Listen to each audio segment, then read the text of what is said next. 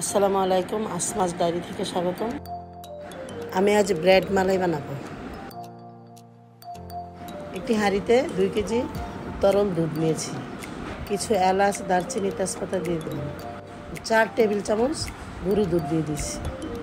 ভালো করে মিশিয়ে একটু করে লবণ দিয়ে দিলাম।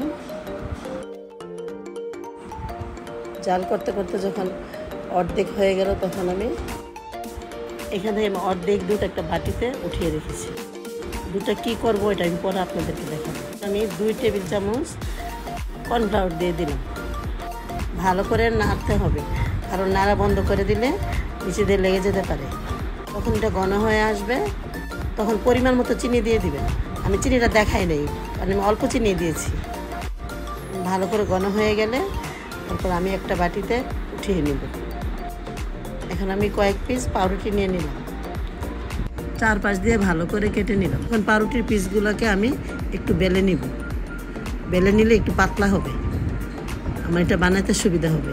আমি যে বাটিতে উঠিয়ে রেখেছিলাম খিরসাটা এখন এটার ভিতরে দিয়ে আস্তে আস্তে করে একটি ট্রেতে সাজিয়ে নিলাম।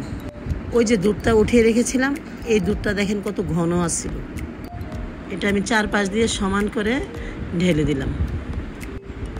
এখানে কয়েকটা কাজু বাদাম, কয়েকটা কাঠবাদাম আমি কুচি কুচি করে রেখেছি। কিচমিচ এগুলো আস্তে আস্তে চতুর্দিক দিয়ে ভালো করে সাজিয়ে দিলাম। আপনারা ইচ্ছা করলে অল্প দুধও নিতে পারেন, কিন্তু যতটুকু দুধ নেবেন এর জাল করে অর্ধেক করতে হবে। আমি যেই পরিমাণে কর্নফ্লাওয়ার দিয়েছি আপনারা ওইটা ভাগ করে ওই পরিমাণে দুধ অনুযায়ী দিবেন।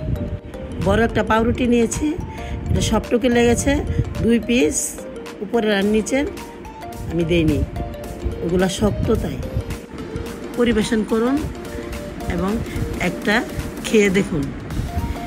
যেরকম দেখতে সুন্দর হয়েছে, খেতেও কিন্তু তার চেয়েও অনেক বেশি মজাদার হয়েছে।